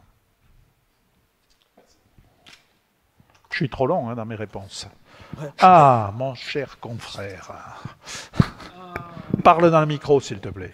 Pardon. Un chimiste qui est assez ignorant dans ce domaine. Tu as cité... Bon, il y a Léo qui dit que tu n'es pas ignorant du tout. Tu as cité, dans tes derniers transparents, les problèmes de superfluidité et de supraconductivité. Oui. Alors, pour le chimiste et le physicien aussi, on sait bien que finalement, ce sont des paires, mais des paires d'électrons et non plus de photons, qui sont à l'origine de cette supraconductivité, et qu'on peut avoir des interactions sur des distances, pas de cet ordre de grandeur-là, mais des distances qui sont... Bon. Très importante. Est-ce qu'il y a un point commun entre cela et est-ce qu'il n'est pas... Non. La réponse est non. Je vais t'expliquer pourquoi. Tu es chimiste et tu aurais pu me parler de l'état fondamental de l'hydrogène, de l'hélium, et du fait que, ou des états de l'hélium, et du fait que dans les héliums, dans les atomes d'hélium, tu as des états intriqués des électrons, sinon tu ne peux pas rendre compte de la valeur des niveaux d'énergie. Mais tout ça, ça se passe à des distances microscopiques. Et donc, il y a beaucoup de gens qui disent « Oui, on sait bien que dans l'hélium, il y a l'intrication, mais l'intrication ne survivra pas à grande distance. » Alors maintenant, tu me dis la supraconductivité et la grande distance. Non. La supraconductivité est la grande distance. Mais les paires, elles sont elles-mêmes à petite distance. Donc ensuite, tu dis ces deux paires, elles m'ont formé un truc. Et maintenant, j'ai un ensemble de trucs qui me font quelque chose qui est gros, mais là, on est dans le domaine de la première révolution quantique. Un faisceau laser, c'est un ensemble de photons qui sont tous dans le même état quantique. Un condensat de Bose-Einstein, c'est un ensemble de systèmes qui sont tous dans le même état quantique. Donc, on a n fois la physique à une particule. Mais on n'a pas intrication à distance. Ce qui est fort là-dedans, c'est l'intrication à 10 mètres, 100 mètres, 30 km, 1000 km. C'est ça qui est fort. Donc, encore une fois, les exemples que tu cites, c'est en fait, l'intrication n'est pas à grande distance. Voilà le point. Tu as de la cohérence à grande distance. Mais la cohérence à grande distance, d'accord, un faisceau laser, c'est cohérent à grande distance. Merci de ta question. Dans mon monde de chimiste qui me paraît plus facile, comment dirais-je, à voir dans mon esprit que cette vision trop difficile, me semble-t-il. Oui, mais oui, c'est difficile, mais moi, ça fait 40 ans que je suis là-dedans, je trouve toujours ça difficile quand je le regarde. Mais voilà, le monde, on n'a pas le choix. Il faut prendre le monde tel qu'il est. L'intrication à distance, ça existe. Le point, c'est qu'on cherche à l'utiliser. Tu as vu l'exemple de la cryptographie quantique. Je veux dire, j'ai plus un ici, paf, j'ai plus un là. Ok. On a une question d'un physicien. Donnez-lui le micro.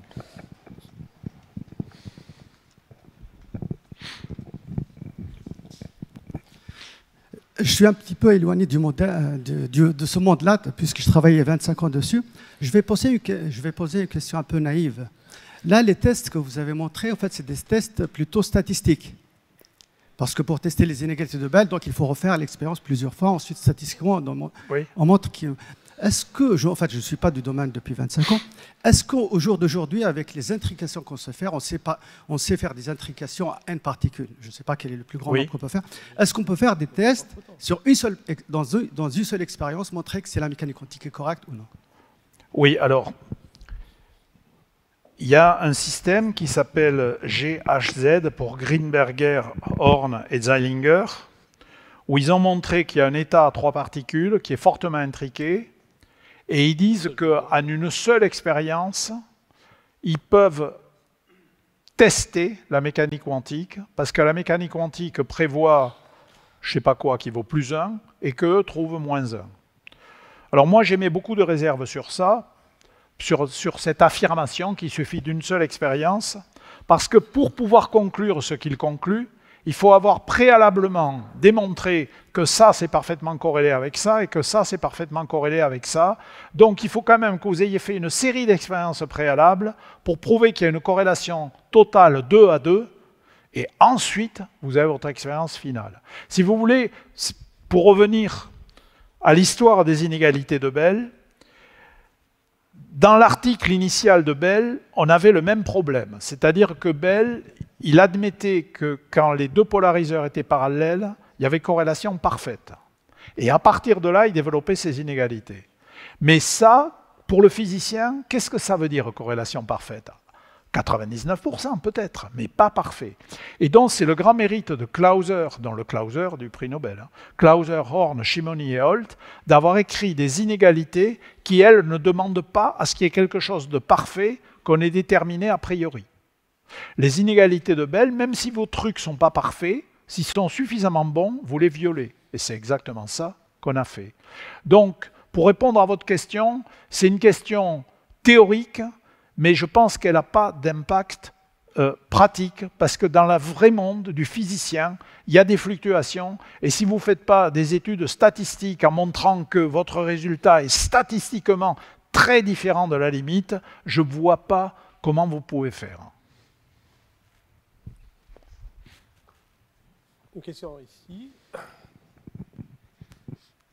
Oui, bonjour, je suis autant informaticien que le collègue de tout à l'heure, et ma question a été un petit peu du point de vue logique. Vous dites tout à l'heure, l'expérience devait pouvoir trancher grosso modo entre Einstein et Bohr, et de fait c'est ce qu'elle a fait parce qu'elle est tombée du côté de la violation des inégalités de Bell. Oui. Mais est-ce qu'on aurait pu réellement considérer que le résultat tranchait entre les deux si on n'avait pas observé cette violation? Ah ben oui. Imaginez que vous trouvez, et que vous trouvez, on respecte les inégalités de Bell. On est donc en désaccord avec la physique quantique. Alors là, évidemment, si l'expérience est jugée valable, tout le monde va s'exciter. Il va y avoir 2 labos, 10 labos qui vont le faire. Ça, c'est la méthode scientifique. Hein. C'est comme quand il y a eu la supraconductivité haute température. On annonce supraconductivité haute température. Incroyable, impossible. 10 labos s'y mettent, 10 labos l'observent, 100 labos l'observent, etc. Au même moment, vous avez, pour les chimistes, la fameuse fusion froide. Tout le monde essaie, personne ne réussit. Je veux dire, la méthode scientifique, elle est... Donc, faisons l'hypothèse, on respecte les inégalités de Bell dans une situation où on aurait dû trouver la physique quantique. C'est-à-dire que sur le plan statistique, c'est significatif. Eh bien, on aurait été dans cette situation habituelle de l'histoire des sciences. On a une théorie qui est bonne, et puis on trouve un petit coin où elle n'est pas bonne. Et il faut donc arriver, non pas à rejeter la théorie qui est là, qui a tant de succès, il faut arriver à trouver une théorie qui sera plus vaste, qui englobera et celle-ci et celle-là quand on est dans ces situations très particulières. Moi, je veux dire, ça ne me pose pas de problème conceptuel. Je crois que même tout physicien rêve de trouver à un moment donné une faille dans la théorie la mieux admise. Seulement, il faut le faire sérieusement. Hein. Une autre question, Simon. Puis on a une question après. Donc, il y a une dizaine d'années, on a entendu parler de neutrinos supraluminiques qui violaient donc les principes de la relativité. Est-ce que vous-même, à ce moment-là, vous avez eu un petit doute? Alors, moi, j'ai eu ni doute, ni pas de doute. J'ai expliqué à tous les gens qui me posaient la question, par exemple à Montboucher. Montboucher me dit, Monsieur Aspect, il paraît qu'il y a des trucs qui vont plus vite que la vitesse de la lumière. Et je lui ai répondu ce que je viens de vous répondre. Je lui ai dit, écoutez, c'est intéressant. il va y avoir plein de laboratoires dans le monde qui vont essayer de refaire, enfin plein, pas plein parce qu'il fallait des réacteurs, mais enfin plusieurs laboratoires dans le monde qui vont essayer de refaire l'expérience et après on le saura. Moi je suis ouvert, j'ai pas de problème. Alors en fait ils ont découvert un bug dans leur expérience, il y avait un truc qui était mal connecté ou je sais pas quoi. Mais ce que je dis est vrai, parce que je vous ai parlé tout à l'heure de la supraconductivité à haute température. Il faut quand même savoir qu'il y avait une démonstration d'Eugène. C'est pas mauvais d'Eugène. Il y avait une démonstration d'Eugène qu'il ne pouvait pas y avoir de supraconductivité à plus que 20 Kelvin ou un truc comme ça. Bon, ben, les gens, ils trouvent au-dessus, et ben, les autres dans le labo, et puis ils constatent que c'est vrai. C'est ça la physique. La physique, c'est que vous avez un résultat surprenant, vous commencez par vérifier qu'il n'y a pas d'erreur grossière dans la manip, et après, eh ben, pourquoi pas ? Et il va falloir que quelqu'un arrive à englober ça dans une théorie plus grande. C'est ça la démarche de la physique. Là-bas au fond. Oui, bonjour. Alors moi je suis physicien, je ne suis pas du tout quanticien. Donc, vous l'êtes sans le savoir. On l'est tous un peu. Comprendre ce qu'est la réalité physique telle qu'elle apparaît avec la théorie quantique moderne, c'est compliqué pour un physicien. Oui. C'est encore plus compliqué, alors je ne sais pas pour vous qui êtes quanticien, je ne sais pas, mais pour un physicien standard, c'est compliqué. Et alors c'est encore plus compliqué pour le grand public, et je voulais un peu avoir votre avis là-dessus, parce qu'on constate donc, ce que vous avez démontré, ce que d'autres gens ont démontré, tout ça diffuse dans le grand public, et est manipulé par beaucoup de gens. Et il y a un peu ce que j'appelle le mysticisme quantique. Oui, oui.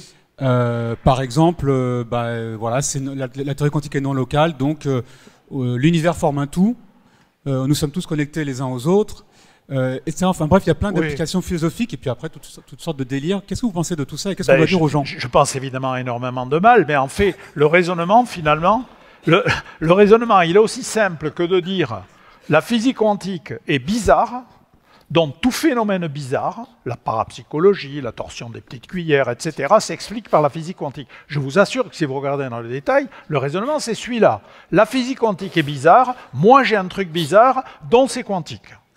Alors, qu'est-ce qu'on peut faire contre ça? Eh bien, reprendre le discours, expliquer aux gens ce qu'est la méthode scientifique, et puis voilà, essayer d'expliquer ce qu'est vraiment la méthode scientifique. La méthode scientifique, je n'ai parlé 2 fois, je le redis une nouvelle fois, ça consiste à dire que j'observe un résultat étonnant, et s'il est suffisamment étonnant et intéressant, je suis certain que d'autres laboratoires vont refaire la manip, ce sera presque la même, mais pas tout à fait, et puis, et voilà, et on sait et la conclusion est rapide, ça prend quelques mois, quelques années pour avoir le résultat. Si vous voulez, bon, sans vouloir faire de propos polémiques, c'est exactement ce qui s'est passé avec la méthode de Didier Raoult. Didier Raoult, sa hypothèse n'était pas inintéressante. Mais il y a un moment où on la teste et puis on regarde les résultats. Et puis le résultat, il est là. Il faut rappeler aux gens ce qu'est la méthode scientifique. La méthode scientifique, c'est j'observe, je fais les statistiques nécessaires pour me convaincre du résultat. Et vous avez raison, ce mysticisme quantique apparaît souvent sous forme très sophistiquée, mais vous verrez, c'est jamais différent de dire j'ai un truc bizarre, la physique quantique est bizarre, donc c'est quantique. Vous avez la médecine quantique. La médecine quantique, allez sur le web, allez chercher médecine quantique sur le web. Vous allez être horrifié. Alors, un étudiant peut-être. Un étudiant. Oui, j'ai une question. Vous avez, je crois que vous avez mentionné qu'il y avait des échappatoires à la violation des inégalités de Bell. Et vous avez semblé dire que tout le monde était plus ou moins d'accord pour dire qu'au final, il n'y avait pas de localité. Est-ce qu'il reste quand même des scientifiques réfractaires qui veulent s'attacher à la localité? Et je suis pas sûr de comprendre la question. Recommencez. Est-ce que vous avez, je crois que vous avez parlé d'échappatoire à la non-localité. Oui. Le fait qu'il y avait peut-être moyen de... Non, mais il n'y en a plus d'échappatoire. Il y en a plus. Non, oui. Ben non. Il reste une seule échappatoire. C'est le libre arbitre. C'est-à-dire le fait que quand je tourne mon bouton dans mon laboratoire, en fait, je ne suis pas libre du choix que je fais. Il y a quelque part dans l'intersection des cônes de lumière passés, au Big Bang, si vous voulez, il a été déterminé qu'aujourd'hui, je mettrai mon bouton comme ça, c'est la fameuse discussion du libre arbitre. Hein. Alors vous avez des gens qui essayent de dire « Ah bon, ben alors, peut-être qu'effectivement, c'est pas libre ». Alors ils essayent de regarder la lumière qui vient d'une galaxie à un bout de l'univers, l'autre qui vient de l'autre bout de l'univers, et disent « Là, ça n'a pas pu être bricolé ». Bon, moi je veux bien. John Bell a écrit des phrases auxquelles j'adhère complètement. John Bell a dit « Cette histoire de libre arbitre, il est impossible de le réfuter de façon logique. C'est-à-dire, si vous croyez ça, si vous croyez que tout a été déterminé au moment du Big Bang, bon, ben ok, y compris la conférence que je fais, etc., ok, on ne peut pas, de façon logique, l'éliminer. Mais, ajoute John Bell, et j'adhère complètement à son point de vue, dans un monde comme ça ne m'intéresse pas d'être physicien. Parce qu'être physicien, c'est comprendre les relations du monde. Donc, franchement, les échappatoires, il n'y en a plus, sauf celle-là. Jean-Baptiste? Oui, sans aller... Ça marchait. Ça marchait. Jusqu'au délire d'intrication globale, est-ce qu'on a pu trouver des objets au-delà de 2 qui soient intriqués? Ah oui. Ouais, par exemple, je vous ai cité tout à l'heure les atomes de Rydberg d'Antoine Broès. Il en a 300 actuellement.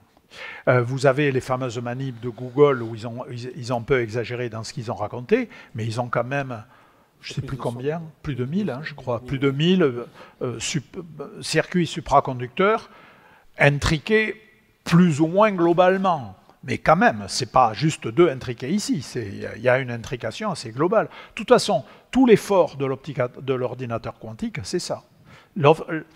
On montre que si on arrivait à intriquer à volonté une centaine de bits quantiques parfaits, alors on aurait une puissance de calcul absolument phénoménale. Je vais vous donner une idée de quelle est la raison. Je l'ai dit à un moment donné, si j'ai 2 bits quantiques intriqués, la quantité d'informations que je peux mettre là-dedans est infiniment plus grande que la réunion de l'information qu'il y a ici et qu'il y a là. Alors quand j'en ai 2, il y a un certain avantage. Si j'en ai 3, l'avantage est 2 fois plus grand. Si j'en ai, je ne sais pas si c'est 2 fois, mais on va dire 2 fois. Si j'en ai 4, c'est 2 fois plus fort, etc. Et donc vous partez dans une exponentielle. Et vous savez, tout le monde a entendu parler de l'histoire des grains de blé sur l'échiquier. Au bout de 64 cases, on a plus de blé que ce qui a été produit dans l'univers, etc. Eh bien, c'est pareil. Quand vous intriquez des bits quantiques, la quantité d'informations que vous arrivez à mettre dans le système croît exponentiellement, si vous voulez. Et donc, si on y arrive, on peut mettre là-dedans d'un seul coup une quantité d'informations phénoménale et par une seule transformation, faire le calcul. Donc, ça s'appelle du parallélisme massif. Mais tout ça, c'est du rêve, hein. C'est du rêve sérieux, c'est des articles scientifiques. Mais enfin, avant d'avoir réussi à avoir un appareil comme ça, on n'est pas arrivé. Hein. Donc on a le temps pour une dernière question. Ben, je vais poser la dernière question, ce ne sera pas une question de physique. Oh. Qu'est-ce que tu vas me faire encore? Alors, mais, ce qui m'a, je dirais, dans ce que tu nous as présenté, ce qui m'a le plus impressionné, au fait, c'est le début de cette aventure. Ah. Donc, je me projette par exemple un chercheur qui débute sa carrière et tout, avec tout ce que tu as dit, tout ce qui manquait pour faire cette expérience, oui. Tous les développements technologiques qui ont été faits après. Est-ce que tu as mesuré le facteur risque en te lançant dans cette histoire? Absolument pas, mais là, il faut d'une part que je parle de la situation de l'époque, et d'autre part que je dise comment je verrai les choses aujourd'hui. À l'époque, il se trouvait que j'avais un poste de maître assistant, comme on disait, à l'École normale supérieure de Cachan. Et j'étais libre de faire ma recherche où je voulais. Donc du moment que je faisais mon enseignement, qui était lourd, hein, mais du moment que je faisais mon enseignement, je pouvais aller faire ma recherche où je voulais. Donc, j'ai fait le tour des laboratoires en disant, est-ce que vous avez un sujet intéressant pour... J'avais fait une thèse au 3e cycle. Hein. Est-ce que vous avez un sujet intéressant pour une thèse d'État? Et bon, et puis un jour, je suis tombé à l'Institut d'optique où Christian Imbert m'a tendu un dossier, parce qu'il n'y avait pas Internet à l'époque pour les jeunes. Internet, ça ne remonte pas à l'époque préhistorique. Hein. Donc il m'a tendu un dossier, j'ai ouvert le dossier, le premier article que j'ai vu, c'était l'article de Bell, j'ai dit, je veux faire ça. Puis après, bon, j'ai réfléchi, je voulais tourner les polariseurs, etc., etc.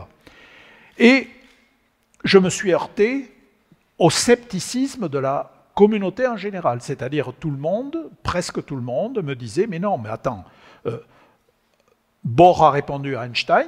Alors après avoir regardé un peu l'histoire, non, Bohr avait répondu à Einstein sur les histoires à une particule, 1927. Mais tu lis la réponse de Bohr à Einstein 1935, lis-la, c'est Physical Review, c'est facile. Celui qui comprend en détail ce que Bohr a, ou qui comprend clairement ce que Bohr a répondu à Einstein, vous m'écrivez, vous m'expliquez, hein, bon, c'est pas clair. Donc, on me disait, Bohr a répondu à Einstein, non. La linéarité, ça a été vérifié tout le temps, oui, mais toujours de façon locale, sur la dualité en deux particules. Un électron interfère avec lui-même, oui, c'est un effet à une seule particule, etc. Mais ma grande chance, c'est qu'encore une fois, j'avais un poste stable. Annie pourrait te dire, c'est mon épouse Annie, elle savait qu'à la fin du mois, il y aurait un salaire, donc elle savait que ce que je faisais était bizarre, mais bon, après tout, voilà. Alors, venons-en aujourd'hui. Alors, je crois quand même, c'est très important, peut-être pour les jeunes. Une de mes forces, qui n'est pas évidente simplement quand je décris les expériences, mais peut-être quand même dans la conférence, c'est que j'ai très rapidement pu trouver une explication qui, en 10 à 15 minutes, pouvait convaincre n'importe quel physicien que le théorème de Bell est intéressant. Parce que les gens avaient un préjugé. « Oh, variable cachée, tout ça, c'est de la foutaise, etc. » Je dis, « T'as un quart d'heure à m'accorder ?» Et au bout d'un quart d'heure, il me dit « Ah, mais c'est vachement intéressant, le théorème de Bell. » Ben, je dis oui, c'est pour ça que je fais une manip dessus. Donc, ne négligez jamais la pédagogie pour expliquer aux gens que ce que vous faites, ça a un intérêt. Donc ça, c'est pour répondre à ta question. Alors maintenant, la question suivante, c'est est-ce qu'aujourd'hui on pourrait faire la même chose? Eh bien moi, je suis convaincu que oui. Parce que mais pas au même niveau. Tu prends aujourd'hui quelqu'un qui vient d'être embauché CR2 au CNRS. D'accord? Il a un salaire à la fin du mois. S'il peut convaincre son directeur de laboratoire qu'il y a une manip risquée mais intéressante à faire, il est exactement dans la situation dans laquelle je me trouvais. Moi, j'avais Christian Humbert qui voulait bien que je fasse la manip avec lui, mais tous les autres, le président du conseil d'administration de l'Institut d'optique a reproché à Humbert de me laisser faire cette manip. Donc, il faut que tu trouves quelqu'un qui te permet de faire la manip dans son labo, et après, ben, j'avais pas beaucoup d'argent, tu te débrouilles, tu empruntes au CEA. J'ai trouvé au CEA des gens qui ont dit « Elle est formidable ta manip. Tiens, prends le matériel pour la faire. » Non, mais je veux dire, je ne pense pas que ce soit impossible. Je ne dis pas que c'est facile, mais ce n'était pas facile à l'époque. Non, mais tu vois ce que je veux dire. Parce qu'elle va me dire « Ah, aujourd'hui, on ne pourrait pas. » Ben oui, on ne pourrait pas avant la thèse d'État. Mais la thèse d'État, elle durait 10 ans. Donc, c'est comme une habilitation aujourd'hui, si tu veux. Donc, je ne crois pas que ce soit strictement impossible. Je ne crois pas que ce soit facile non plus, mais voilà, je crois que c'est une affaire, c'est un point singulier, et puis c'est tout. Alors, j'ai eu énormément de chance. Le facteur chance est toujours important. Le facteur de chance est important. Dans la physique expérimentale et dans l'évolution de carrière. S'il n'y a pas d'autres questions, il nous reste à remercier Alain. Ah, il y en a une. Ah, ok, une. Merci beaucoup Alain, c'était formidable. Moi je suis vraiment touché par la passion avec laquelle tu racontes ça et avec laquelle tu as commencé cette aventure. Donc là il y a plein d'étudiants. Aujourd'hui, si tu commençais une aventure comme ça, tu as tranché un débat épistémologique majeur. Donc évidemment ça touche aussi des choses un peu philosophiques, historiques, scientifiques. Est-ce qu'il y aurait une tâche à laquelle tu aimerais t'attaquer aujourd'hui, ce serait quoi la suite? Bon, c'est très difficile parce qu'encore une fois, à ma connaissance, le débat Bohr-Einstein tranché par les inégalités de Bell, je ne connais pas d'autres exemples. Mais par contre, on peut se lancer des défis. Et je vous ai dit, Antoine Brouès, il fait un ordinateur quantique. Alors, Antoine Brouès a été Montésar. C'est quelqu'un qui adorait les grands défis. Et un jour, il est venu me voir en me disant « Écoute Alain, quand on était étudiant, il y avait 2 grands défis. C'était le boson de Higgs et la détection des ondes gravitationnelles. Les 2 sont faits, qu'est-ce qu'il reste à faire ?» Mais je lui dis l'ordinateur quantique. Et il est dedans. Donc aujourd'hui, c'est un défi incroyable, l'ordinateur quantique. Personne ne sait si ça va marcher, personne ne sait par quelle voie il faut l'attaquer. Enfin, il y a des tas d'idées, mais on ne sait pas s'il y en a une qui est meilleure que l'autre. Bon, mais ce n'est qu'une chose parmi beaucoup d'autres. C'est parce que je parle de ma petite chapelle. Mais dans ce domaine-là, se lancer dans, entre guillemets, l'ordinateur quantique, avec l'intime conviction que peut-être l'ordinateur quantique parfait n'existera pas, mais qu'il va bien y avoir dans un coin des applications de niche et des choses comme ça, moi je crois que c'est tout à fait passionnant. Très bien. Merci encore.